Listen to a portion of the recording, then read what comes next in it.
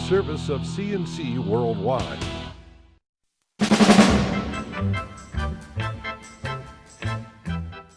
The Daily is a service of CNC News and Jib Jab Greetings. I'm Bud Lowell, the full AccuWeather forecast right across the top of every CNC local news page.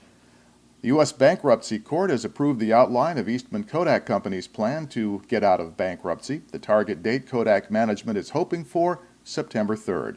Judge Alan Gropper approved the framework of Kodak's reorganization plan at a hearing in New York City.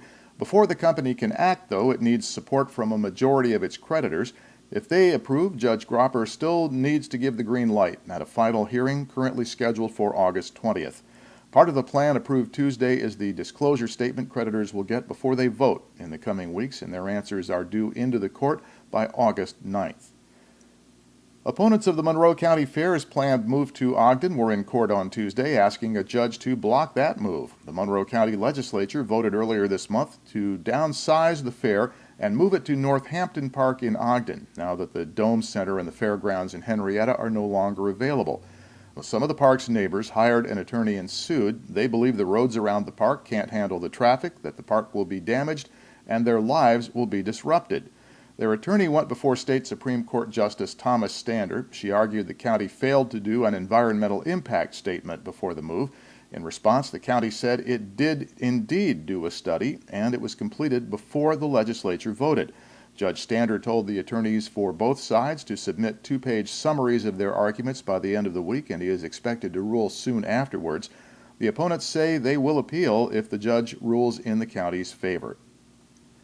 An update on what we briefly mentioned yesterday. Rochester's Strong Museum and the Toy Industry Association are teaming up, and the Toy Industry's Hall of Fame is moving from New York City to Rochester. The partnership will put the TIA side by side with the Strong Museum of Play's National Toy Hall of Fame, so one will honor the people who designed, make, and sold America's most famous toys. The other recognizes those classic toys themselves. They're going to get a $4 million state-of-the-art museum makeover. 3/4 of it will be funded by the Toy Industry Association and the toy makers. It will open in the fall of 2015. The United States Navy says a Rochester native has been promoted to command its forces in South Korea. Captain Lisa Franchetti has been promoted to commander of the Navy in South Korea, and that makes her the first woman to hold that job. She was born in Rochester, commissioned in 1985, currently serves as a military assistant to the Secretary of the Navy in Washington.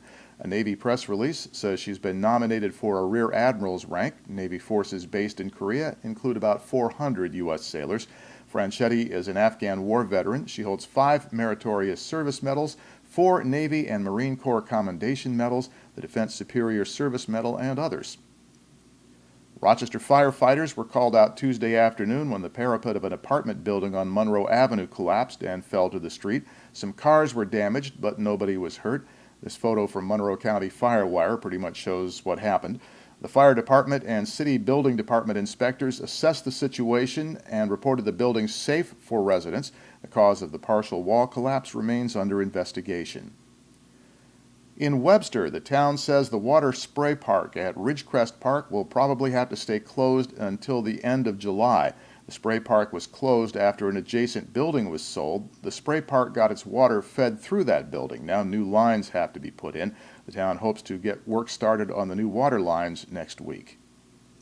And the U.S. Attorney for Western New York says a Rochester man will serve 18 months in prison for his part in an unusual crime, stealing a load of scrap steel from a railroad car. What Anthony Toscano and 3 other men stole from a Batavia railroad yard was a bit unusual. They stole 17 one-ton bales of processed high-grade steel scrap on its way to a steel mill in Pennsylvania. The federal prosecutor handling the case says 48-year-old Anthony Toscano and his co-conspirators used a logging truck to unload the railroad car 4 years ago. The Genesee County Sheriff's Department arrived as they were driving off with their multi-ton prize. All 4 men were tried and convicted last fall in Rochester. Toscano was the first to be sentenced. In addition to 18 months in prison, he has to pay restitution. The other 3 men will be sentenced later. To the left of the player window, you'll find the links to these and other stories. At the bottom of the page, links you can use to post news and information directly to us. So the next podcast is As It Happens. Updates are as necessary. I'm Bud Lowell, CNC News.